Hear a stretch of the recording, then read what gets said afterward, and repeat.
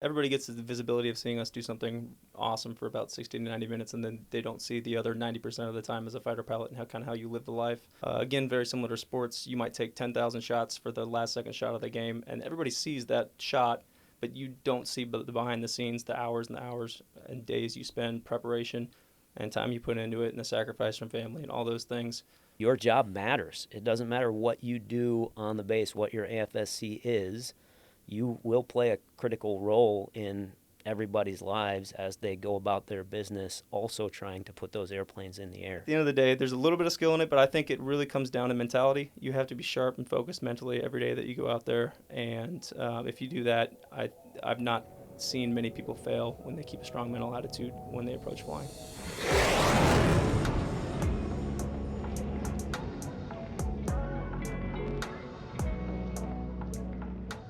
Welcome back, Blacksnakes, to another drill weekend. Your host today, Senior Master Sergeant Leslie Kaiser, Maintenance First Sergeant. And on air with us, we have two fighter pilots to really give us a bird's eye view.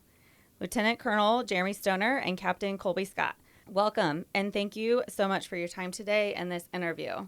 And so, Colonel Stoner, if I can just kick it over to you, tell us a little bit about yourself and how I convinced you to do another podcast. Yeah, thanks for inviting me for a second time. It's awesome to be here talking to the Blacksnakes and everybody else listening in right now. We definitely all want to share our story and kind of get the good word out there about what the wing and the squadron do. So we appreciate being back here. I am a third-generation guardsman. I've been in the Air Guard now for 23 years. My family has about 89 years of combined service, so 3 generations, like I said, and been consecutively serving since 1956, which is pretty cool. I grew up around jets, so I knew from the time I was 3 that being a fighter pilot was what I wanted to do, and I'm pretty blessed that I've actually achieved that goal. I think that it's a pretty rare opportunity for somebody to identify something that young and actually make it happen, so I consider myself pretty lucky. Happy to be here talking about this kind of stuff, and I'm excited to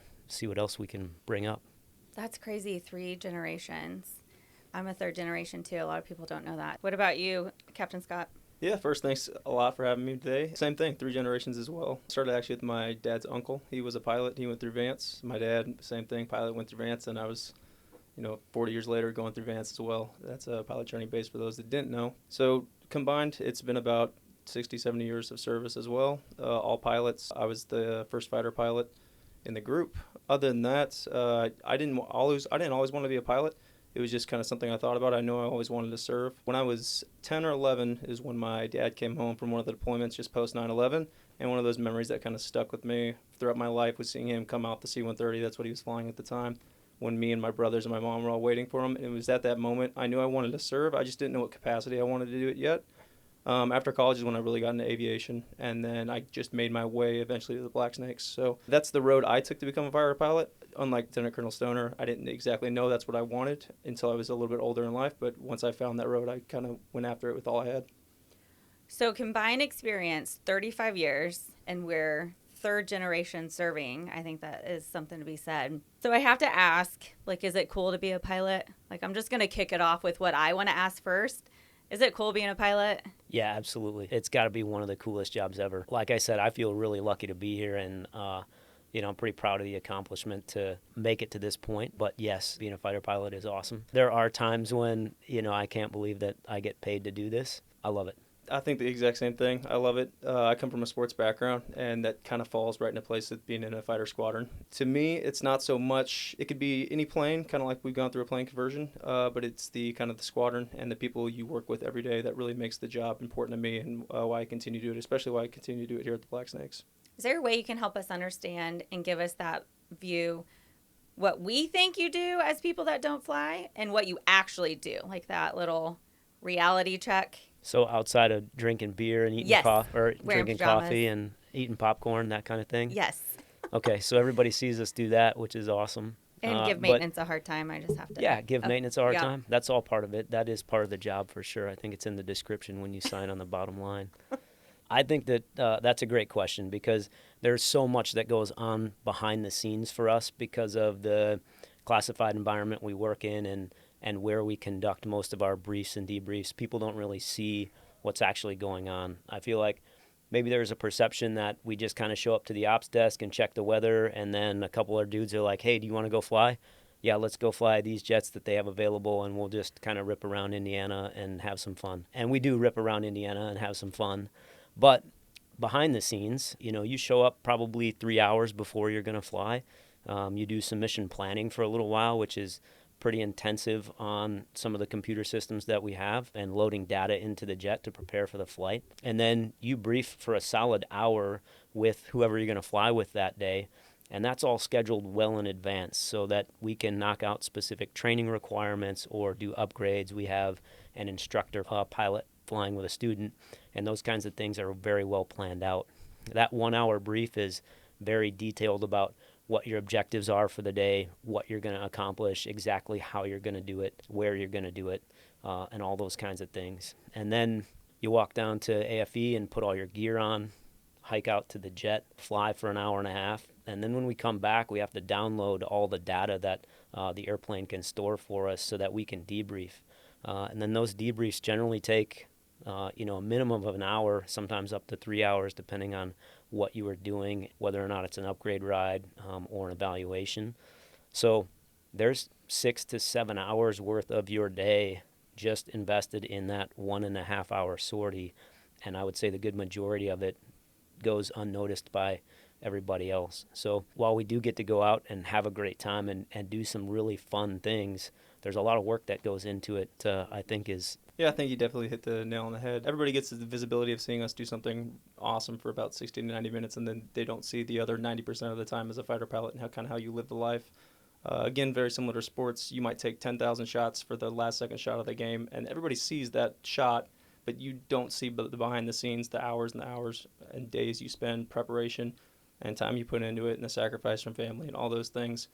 And so I think sometimes that's lost in the visibility of what we do, because what we do, that highlight, that pinnacle of flying is so awesome. And there's just so much, as I said, visibility to everybody else on base.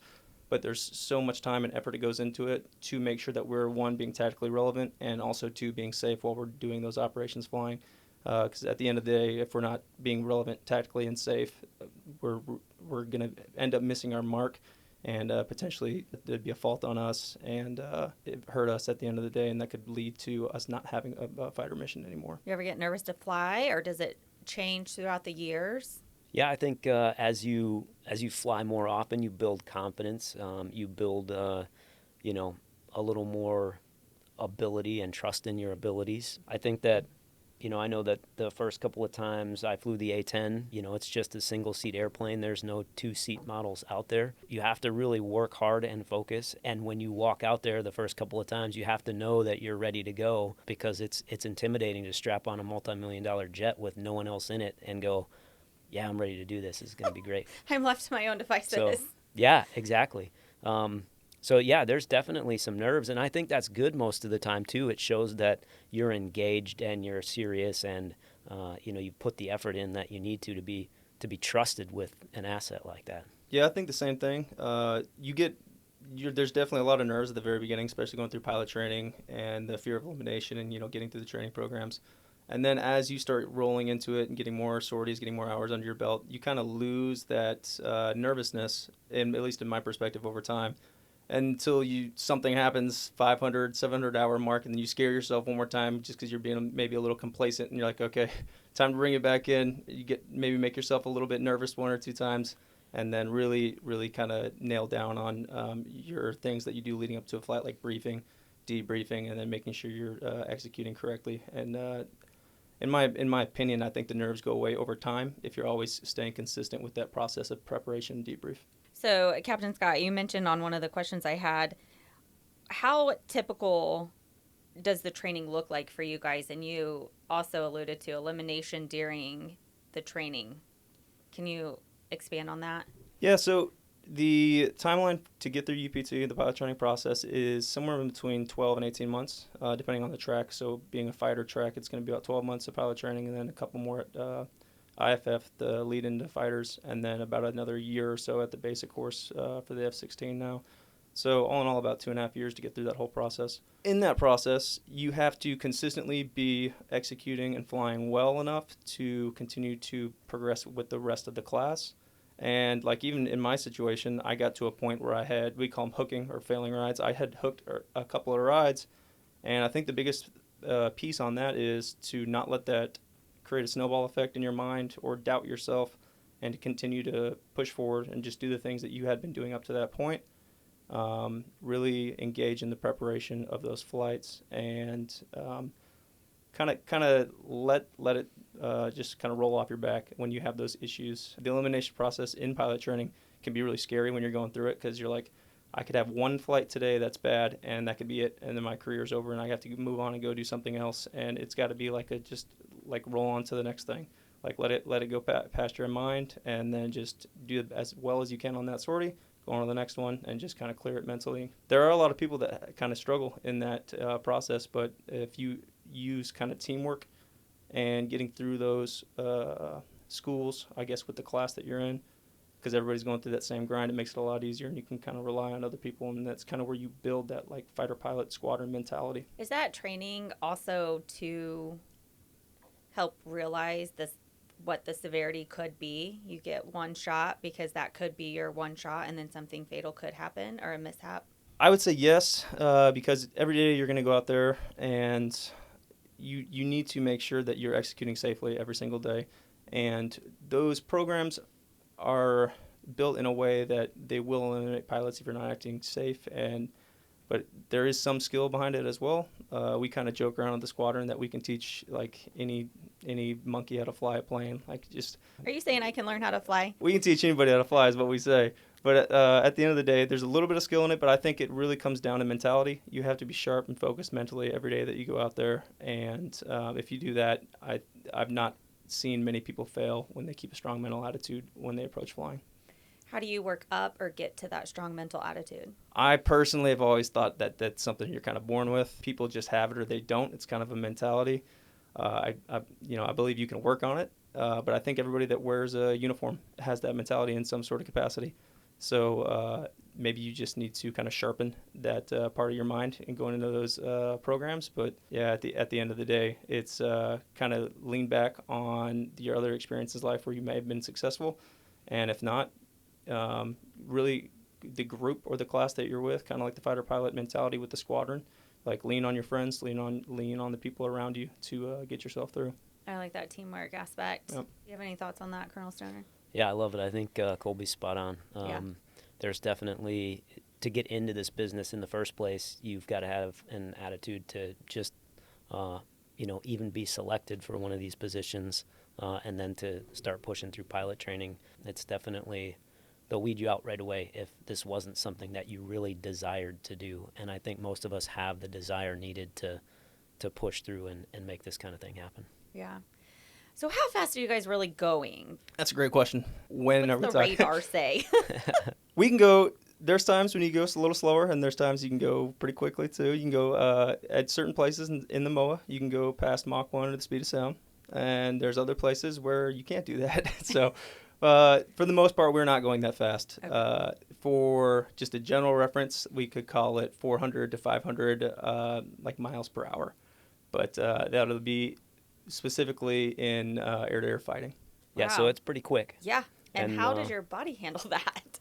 It's kind of funny because a lot of people think it's the speed. It's not really so much the speed, but it's the turning. So if you're just going 400 miles an hour and just like on a normal commercial plane, you don't really notice it unless you aggressively turn the aircraft and start pulling hard on it. So that's when the G will start affecting you pretty dramatically, especially the faster you are and the harder you pull the jet around. So when we're flying commercial, we're going 400 miles an hour? In some cases, yeah. Yes, Yeah. Okay. I do like to go fast. Do you feel like the G suits help when you're pulling that many Gs? Most definitely, yeah. A huge help for the G suit, especially for someone with long limbs like I have. It pushes the blood right back to your brain, Are we going to start doing incentive flights? At some point, there will be an incentive flight program. It's a little ways off right now Right. because we really want to make sure that the pilots are getting all the training that they need first before we get into some of the just additional stuff. We certainly have the unique ability now with a two-seater to be able to share that fighter pilot experience with the rest of the base, and I think that's important. I had to throw it in there. I mean, that was my little sneak attack question. I had to throw it in there secretly because I might want one. But what do you wish as a pilot you had to make your life easier? And if you have any patent pendings, just say, pass that question. So I've had the ability to look over some of the DEOC surveys, and I get to interact with a lot of the commanders. And I feel like in my position, I agree with almost everybody across the base right now that our lives would be easier if we had more time to focus on what's relevant at work and doing our AFSC and getting really good at our jobs. And there are some efforts underway right now to revamp what drill schedules look like and take care of a few other priorities with our scheduling practices so that we can start finding more time, and not just finding it, but dedicating more time to doing our job. We all have so many extraneous responsibilities that aren't related to turning wrenches on an airplane, flying an airplane, loading weapons, even, taking care of things over in services with the kitchen and feeding our people the way they need to be fed when we're at work.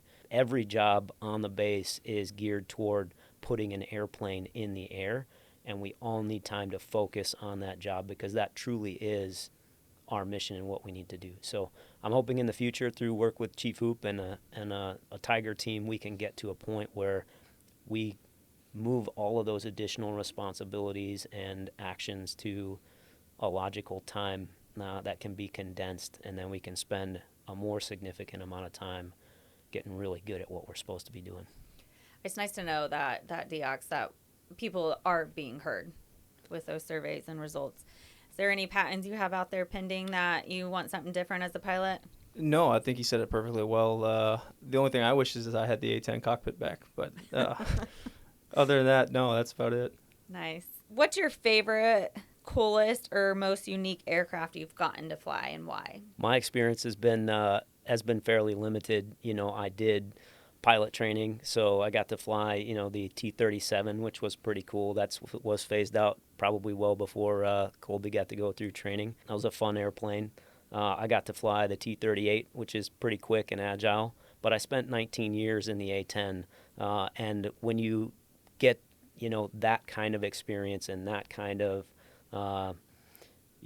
in-depth, lifelong hold on something, you really kind of take to it. I dedicated so much of my life to being a good CAS pilot, to being a good forward air controller, to being a Sandy 1 for combat search and rescue. You really learn those mission sets. Your life is kind of molded around those things. So for me, it's the A-10 without a doubt. But that's because I spent the most time there. I got to go downrange and do the actual job multiple times. I have over 700 combat hours, so that is for sure the coolest plane that I've flown, just because I know exactly what it can do and what it's capable of. I'm currently torn between the two. I was split between the A-10. I came back and had about 3, almost 4 years, 4.5, including the training in the A-10, and I loved it. I enjoyed every day of it. I was, as he talked about, going through all the upgrades, positioning myself to continue to be in a role in the squadron where I could go to do more schooling in the A-10 and continue to be kind of what Lieutenant Colonel Stoner was to the guys that would come back after me. And that was all in the A-10, and that is what I had everything poured into and I loved at the time. And when that transition happens and you switch over to the F-16, there's a lot of differences, and there's a lot of things to love with that too. And it's just a completely different kind of world when you look at the two different airplanes. The time I had in the A-10, I will cherish forever. It was the best thing that could have happened. I'm going to be kind of one of those F4 guys from 2 generations ago. They get to look back and say I flew an airplane that's no longer around when the next airplane's sitting on the ramp, or even the airplane after that. And I think that's a great experience, and it's something I'm always going to kind of hold near to my heart. But the F-16 in the future as well, I feel like I'm young enough age-wise, being only in for about 9 years so far, that I switch over and kind of get the mindset around that and re-engage just like I did with the A-10. Tell us what kind of stories you guys swap over the bars. Like, what do you guys talk about? What do you swap back and forth? What's some of your favorite memories you kick around? I think most of us like to reflect on, some of the great times that we have doing the JOB. Everybody having a beer loves to have a little shop talk. And I think that internally to the fighter squadron, we learn a lot from each other over sharing those stories and experiences. The times that I spent downrange and was lucky enough to be a part of is something that he hasn't experienced yet. So anything that I can tell him, even over a beer, even if it's only 10% true, sometimes with my heroics, there's still a good culture that we can build, and there's still lessons learned that we can share. And I think that storytelling is very important to what we do as fighter pilots. Yeah, as we kind of said, I'm rolling into my 10th year, and I've never gone downrange, and I've pretty much spent my whole military career exclusively in training for the most part, between pilot training, one airplane, the next airplane. So it's huge for me as a younger guy in a squadron to be able to talk to the older guys and get the experiences that they've had, and so I can take those experiences with me in the future, and so that we don't end up being a place or a squadron that hasn't had people with those experiences, or at least heard about them from the guys that mentored them. For the bar talk and joking around and stuff, it really always devolves into stories about deployments, stories about flying with each other. Or sports occasionally, but it always comes back around to what happened in this ship this one time, or what happened on this deployment. And I look forward to making those kind of memories with the guys in the squadron in the future, and I'm just grateful that I get to hear about them now in my position. What in storytelling has stuck so far? For me, I constantly have to hear about everything that has happened on the downrange deployments, and it's just something that I haven't got to build that experience with everybody else in the fighter squadron. And so that stuck with me, that while maybe you don't want to deploying with the squadron that you train with, that you work with, that you operate with every day to complete this job and complete the mission, the opportunity to actually go with that group, do it at a high level and be successful and come back home, that's what I want to be able to build as well with the people I work with. And I haven't got to yet. Maybe that's down the road for me someday. But I just, with the stories from the older guys, I'll be ready for that experience. I'll be ready for that based off their experiences when it does happen. I think what sticks with me is when you go TDY, that's when you get to bond with your people. That's the best thing that sticks. You got to go TDY with your people. You got to go on a trip. Yeah, Colby spent a lot of time talking about the teamwork, and that is extended from pilot training, yep. Even from, before pilot training, but all the way through that, all the way through the training that you do in the squadron on a daily basis. And then when you eventually get to perform, on a deployment, it all kind of comes together. Because the goal is muscle memory. Is true. You don't have to think. You can react because your muscles remember what to do. Is there an aircraft you'd love to still get to fly? So we've heard about the A-10, some of the T models. Is that right? Yeah. as the nonner over here. Yep. Uh-huh. Is there some you would still love to get to fly? Yeah, absolutely. There are tons from the future that I think would be really cool, or tons from the past that I think would be really cool. He mentioned the F-4 earlier. You read a lot of awesome stories about Vietnam and the fighter pilots that were flying F-4s there. Seems like it'd be an amazing plane to check out and take for a spin. The F-100 that flies here in Fort Wayne is the only operational F-100 still in existence. And to get a sortie in that would be like a lifetime bucket list item. Yeah, bucket list item for sure. I think that'd be a really fun plane. For me, I'm perfectly content in the F-16 for now. But yeah, he kind of looked at the past, but looking at the future, as we kind of mentioned my age a couple times already, at some point in time, I'll probably have to be mentally geared to fly another airplane at this base on the ramp. Other than that, just be the best current F-16 pilot I can be. From a seasoned pilot to one that's been in training most of the time, how do you guys bridge that gap and help get you ready to be that seasoned pilot? There's a great evolution of pilots through the squadron, from the time you show up as a lieutenant and you're the snack officer taking care of the bar, doing the things, listening to all the stories, building that experience. And then we eventually work you through all the different upgrades. So you start out as just a wingman, and then eventually you'll be a 2-ship flight lead and a 4-ship flight lead. And then you'll start leading some of the higher end mission sets. You'll become an instructor pilot. You'll take on some of the specialized mission sets. You have the opportunity to go to weapons school where you can get probably the most top tier training available in the Air Force for a fighter pilot. And so when you go through that natural progression that's built into the fighter squadron, you eventually evolve and start to mentor the people that are starting that train behind you. And I think that's one of the greatest parts of the fighter squadron is it's not necessarily about the office that you're sitting in or the rank that you have or whether you're a command pilot or a slick wing. You have the opportunity to mentor the guys that are younger than you or less experienced, and you can continue that throughout your career. So we do a great job kind of building each other up, developing that culture, and getting everybody to the point where they are experienced and they are comfortable, and then they share those opportunities. Would you agree, Captain Scott? Yeah, I totally agree. From the moment that you get the wings on your chest in pilot training, that's a kind of a level of responsibility you're jumping into and accepting that you will grow into those roles as time goes on.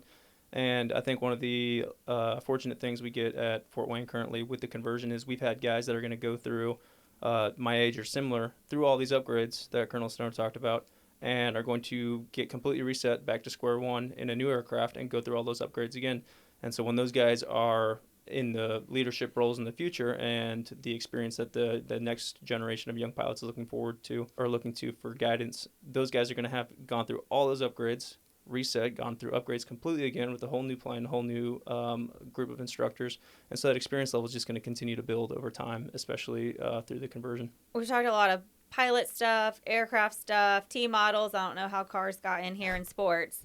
What would a non-pilot find useful from listening to this podcast? I think one of the things that we talked about a little bit is the mindset and, having some resiliency. When you figure out what it is you want to do and you really set your mind to it, you dedicate yourself to it, I think everybody has the opportunity to achieve their goals and, become the person that they want to be. So I would say that regardless of what you aspire to, if you put in the time, you put in the effort, you work hard, and you use teamwork, that you'll be successful. How do you do that personally, Colonel Stoner? It's a lot like Colby said. I have a great group of friends outside of the fighter squadron that I still rely on a lot for all kinds of advice or letting loose and having a good time with, for calling when things are good and calling when things are bad. Same thing inside the fighter squadron. Everybody has their kind of group of friends. And that teamwork piece is just vital. If you're in an organization where everybody's dedicated and everybody's working hard, it makes it a lot easier to be successful as a team than it is to try to do all of that on your own. Your team keeps raising the bar on you, too, so you may as well catch up. That's right, yeah. What about you, Captain Scott? I think something to kind of hold of importance for everybody on base that's a pilot or non-pilot is every small piece that goes into every job on base goes into successfully getting those jets off the ground and to go execute the mission and come back home safely. So no matter what it is, no matter what you're doing in regards to your job on base, everything on the base is serving a purpose to get those airplanes to do the job. And I think it's important to see every small piece of that, from making sure the maintainer is turning the wrench right to that maintainer is getting paid through finance right. Everything works to allow those jets to execute the job. And that's something that we all need to kind of hone in on. And pilots, it's easiest for the pilots because they're the one that get to fly the plane. And I think it's hardest for those individuals that aren't actually flying the plane, that are on the ground, that just get to watch us take off and go do whatever it is that they think we may do. And that the mentality needs to be, we're all in it together, and we're all getting those planes to where they need to go. Yeah. Chief Hoop likes to, kind of have that discussion with everybody around base, and he does an awesome job mentoring everybody toward not accepting failure and getting after it and, being a part of getting those airplanes in the air. And one of the examples he always gives is, talking about being a services guy and how, if you are over there serving lunch to everybody and you undercook the chicken, that's going to have a pretty big impact on the guys turning wrenches and the guys that are going to go fly, or even the people, signing paperwork to make it all legal. Your job matters. It doesn't matter what you do on the base, what your AFSC is. You will play a critical role in everybody's lives as they go about their business, also trying to put those airplanes in the air. So Colby's got a great point there. That was a really good point. It goes into that bird's eye view that we kind of got kicked off with. What do you see different from the sky versus what you see from the ground? I think one of the coolest parts about being a pilot for me is getting a break from the office. When you take off and get to look at things from a completely different perspective, and get some fresh air, and go fast, go upside down, right? Like look at things 3-dimensionally instead of just kind of glued to the surface.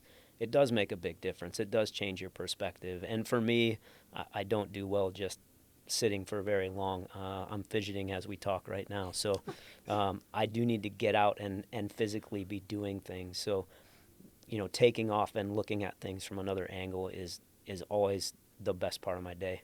What about you, Captain Scott? In some facet to it, there's like a selfishness component of it where you can just block everything else out, emails, everything else that's going on in your life, and you have 90 minutes to where you are just flying the airplane and going out to do the mission that you're doing. And so it's kind of like a piece of everything else is turned off in my life. For 90 minutes, this is all I'm doing, this is all I care about, and everything else is kind of just toned down. I would say that is probably the piece that everybody else on base maybe doesn't get to experience. And it's just something kind of surreal, and I'm glad I get to do that, sometimes on a daily basis, and just go out there and fly those planes and then come back home. And then grateful for the opportunity to do that, because it's something that I wish everybody could experience. I think in some way everybody gets a little bit of that in their life with something, but I'm just glad I get that opportunity to go fly those planes for about an hour a day. Yeah, that's why normally you won't find me in my office unless I have to do a report or some slideshow. Otherwise, I'm out. So we heard from Colonel Wagner in the Change of Command episode, and he doesn't know what he wants to do next. Maybe after he grows up or not, I'm not sure. But next after the uniform, is he just going to be a normal pilot? Do you guys, when you're not flying, what else do you do, or what do you want to do next? I'm going to be part-time here soon. So in January, I head back to Delta Airlines and will be a civilian pilot, which will be a great change of pace. It's a lot different than what we do out here on a normal basis. So that'll be my kind of grown-up job moving forward. And then, there's a lot more to life than just flying too, though. So, getting to eventually retire from the military, as I'm much older than Colby is, and moving on to other things. Hopefully that means riding my mountain bike a little bit more, playing a little more golf. Colby and I have won a few pretty nice golf tournaments in our time. Nice. So, kind of getting after some of the post-military, little more relaxed lifestyle in a few years when I'm ready to slow down. Very similar. I mean, that's just the pretty generic route that you go, because you have all the skills, and just put those skills to use for the next 20 years, because you finished 20-year career, and now you got another one right in front of you if you want it, or if you so choose to do that.